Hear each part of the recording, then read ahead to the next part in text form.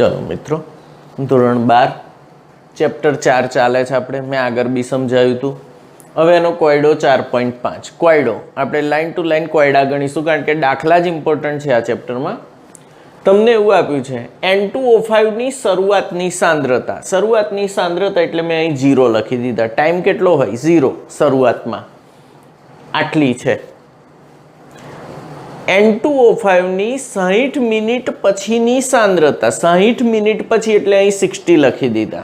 60 minute पछीनी सांद्रता समय केटलो थयो 60 शरूआतमां केटलो हतो 0 0 to 60 समय वीत्यो आटली मळी। तो तमने एम कहे छे वेग अचळांक के गणो। शुं गणो वेग अचळांक के।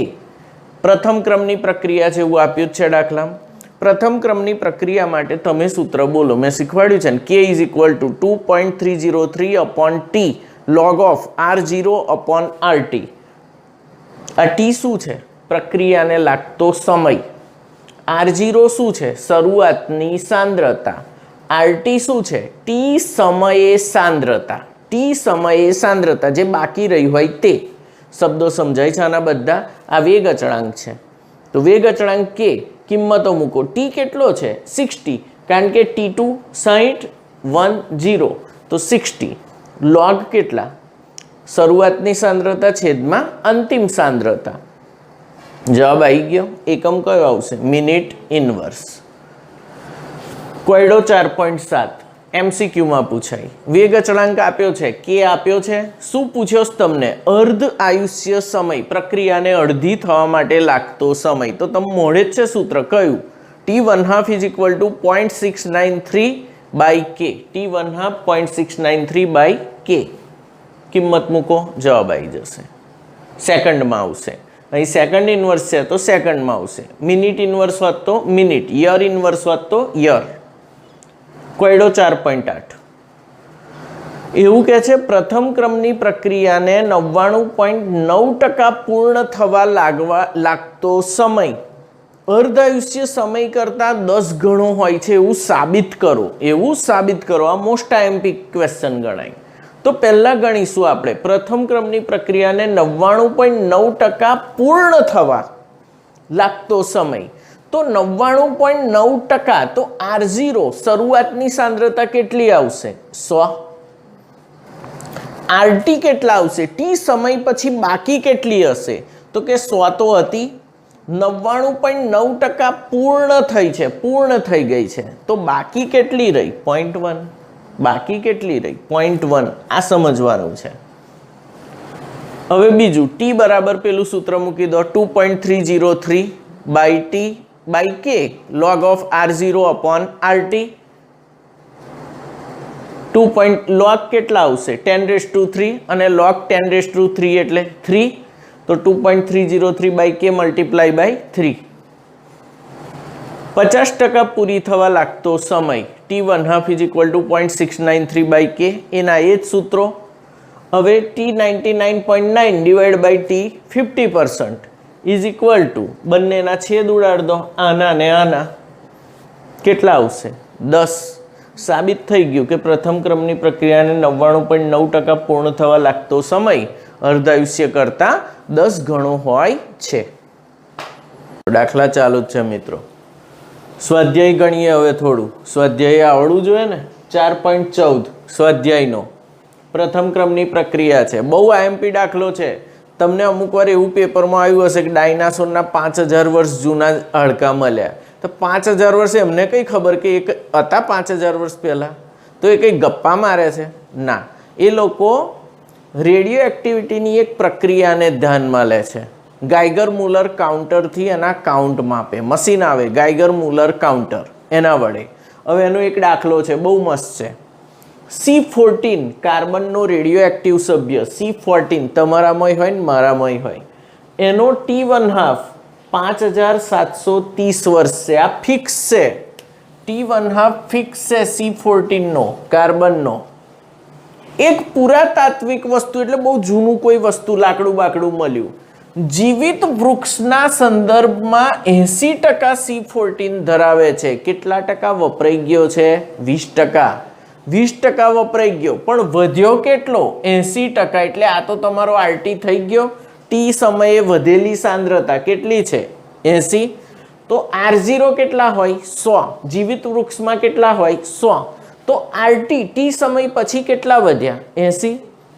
R0 ને RT ખબર પડી તમને, 80% ધરાવે છે એવું કહ્યું એટલે બાકી રહેલી સાંદ્રતા. ઓકે, ટી બરાબર કેટલો સમય લાગે એ ગણો. તો પહેલા તો તમારે ગણવો પડશે વેગ અચળાંક k. પ્રથમ ક્રમ માટે વેગ અચળાંક k બરાબર સૂત્ર બોલો 0.693/t1/2, કિંમતો મૂકી દીધી. 1.209 × 10⁻⁴ વર્ષ ઇનવર્સ, આ તો ફિક્સ જ છે. ઓકે, હવે પ્રથમ ક્રમ માટે સમય શોધવાનું સૂત્ર બોલો. t બરાબર 2.303/k log of R0/RT. Clear સૂત્ર, કિંમતો મૂકો, દાખલો ગણ નાખો. કેટલા વર્ષ જૂનો નમૂનો છે 1846 વર્ષ જૂનો નમૂનો છે. કોઈ પણ મમી મળે અથવા ડાયનાસોરના ઈંડા હડકા જે કંઈ મળે એ બધાની ગણતરી આ એક જ રીતે થઈ શકે છે. દુનિયામાં બીજી કોઈ જ રીત નથી, એક જ રીત. બરાબર ગણીને પ્રેક્ટિસ કરજો, પૂછાય છે દાખલા. 4.16 તમને k આપ્યો છે વેગ અચળાંક. R0 કેટલા છે 1, 1/6 સાંદ્રતા થવા માટે લાગતો સમય કેટલો થવા માટે 1/6, એટલે RT કેટલા ટી સમયે સાંદ્રતા કેટલી છે 1/6. સમય શોધો, કયું સૂત્ર વાપરશો?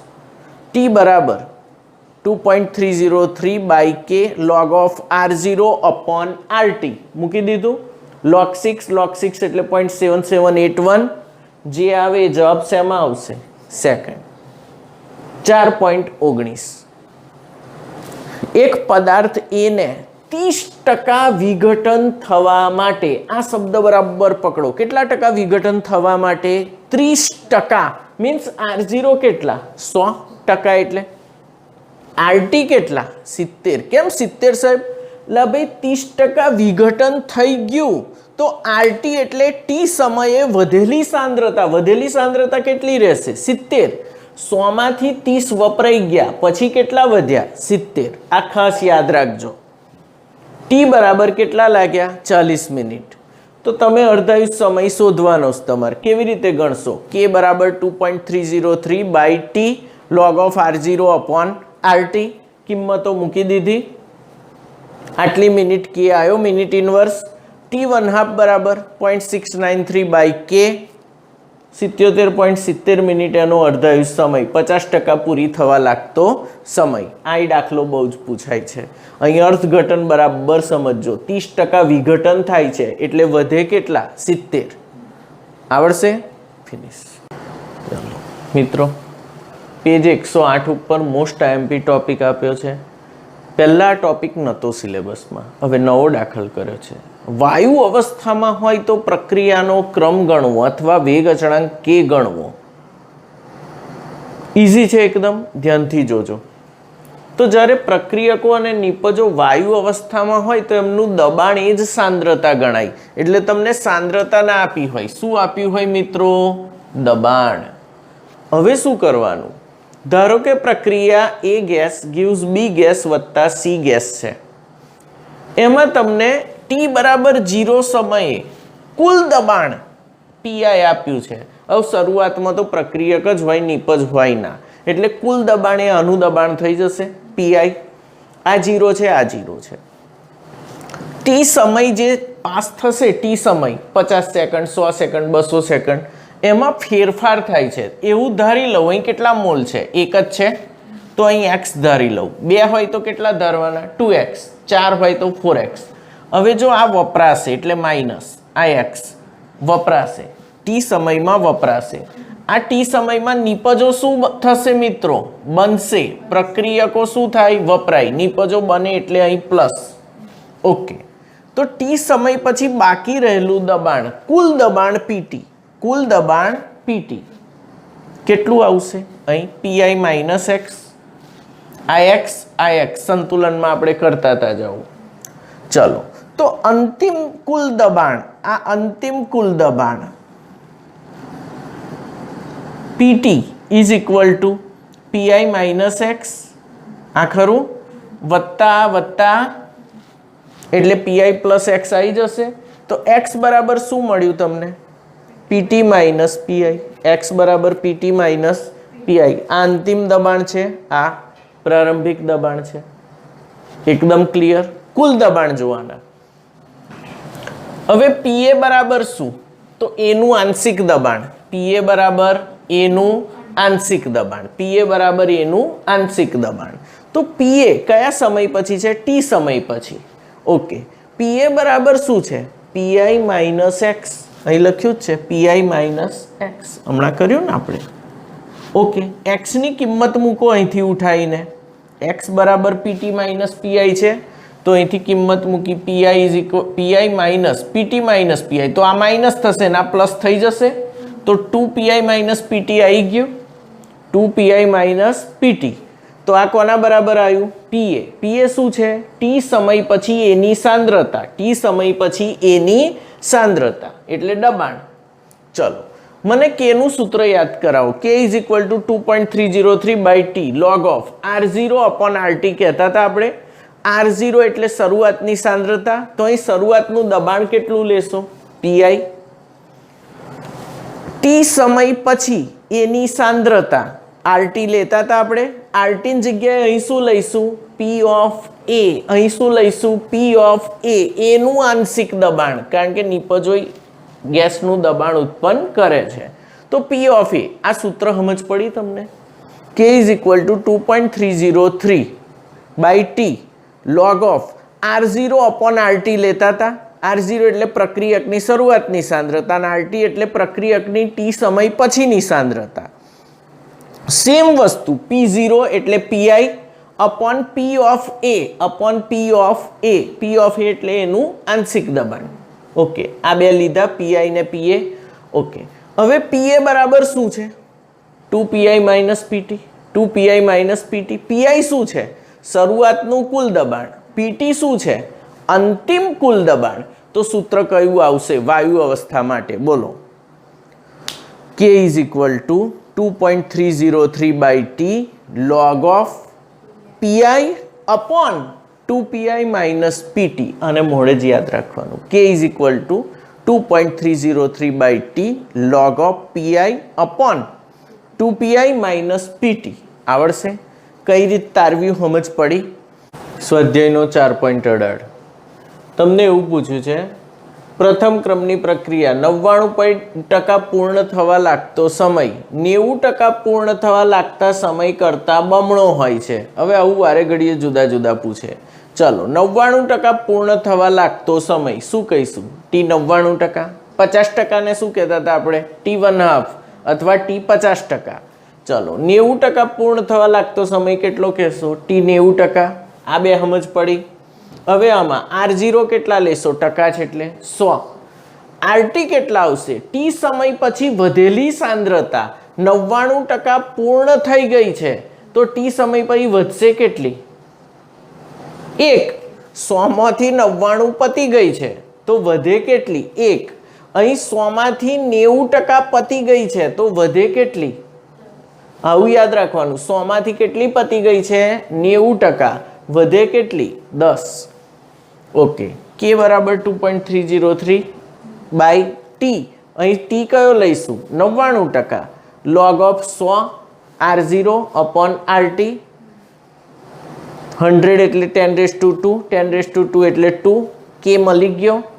આ બાજુ K ગણો. 2.303 by T log of R0 upon RT 100/10. 1 આવશે. લોગ 10 એટલે 1. K મળી ગયો. હવે પ્રક્રિયા તો એકની એક જ છે અને વેગ અચળાંક K કેવો હોય? અચળ. એની એ પ્રક્રિયા માટે તો સમીકરણ 1 અને 2 ને શું કરવાના? સરખાવતા. આના છેદમાં 99% ઇન્ટુ 2, આના છેદમાં 90% ઇન્ટુ 1. સાબિત થાય છે કે પ્રક્રિયાને 99% પૂર્ણ થવા લાગતો સમય 90% પૂર્ણ થવા લાગતા સમય કરતાં કેટલો હોય છે? બમણો. હવે 4.20 ગેસિયસ સ્ટેટ આવ્યું, વાયુ અવસ્થાનો દાખલો. હવે આમાં દાખલામાં થોડો ખેલ કર્યો છે લોકોએ. 3 પરિણામ આપ્યા છે. તો એકનો એક દાખલો તમારે 2 વાર ગણવો પડે. પહેલો પ્રયોગ પહેલું ને બીજું, બીજો પ્રયોગ બીજું ને ત્રીજું. પણ મેં સરેરાશ જ ગણી નાખ્યો. કયા પ્રયોગ ધ્યાનમાં લીધા, વધુ રિઝલ્ટ આપ્યા હોય કે કયું લેવાનું, પહેલું ને છેલ્લું. દાખલા તરીકે મને અહીંથી અમદાવાદ જતા 2 કલાક થાય છે અને અમદાવાદથી અંબાજી જતા 3 કલાક થાય છે. કુલ કેટલો સમય લાગ્યો મને? 5 કલાક. તો હું અહીંથી અમદાવાદનું રિઝલ્ટ આપું, અમદાવાદથી અંબાજીનું આપું, એના કરતાં હું સીધું કહી દઉં કે મને અહીંથી અંબાજી જતાં 5 કલાક થાય છે, તો એ ઇઝી રહે. એટલે આપણે દાખલામાં પહેલું ને છેલ્લું લઈને જ ગણી નાખ્યું છે. ચલો, કુલ સમય તમે જોઈ લેજો. પહેલામાં કેટલો હતો? 0. છેલ્લામાં 720, એટલે 720 - 0 એટલે 720. પીઆઈ કેટલું છે? પહેલાનું 0 એ 35 અને 720 સેકન્ડ પછી કેટલું છે? 63. દાખલાની રકમ જોઈ લેજો.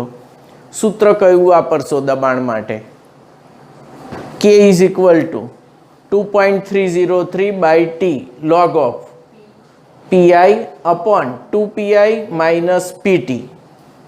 બરાબર છે આ સૂત્ર? કિંમતો મૂકી દીધી. pi 35, 2pi minus pt, log 5 એટલે 0.6990. ગણતરી કરો, આવી ગયો જવાબ. દાખલો પૂરો થઈ ગયો. નવો દાખલો 4.21. કઈ અવસ્થા છે? વાયુ અવસ્થા.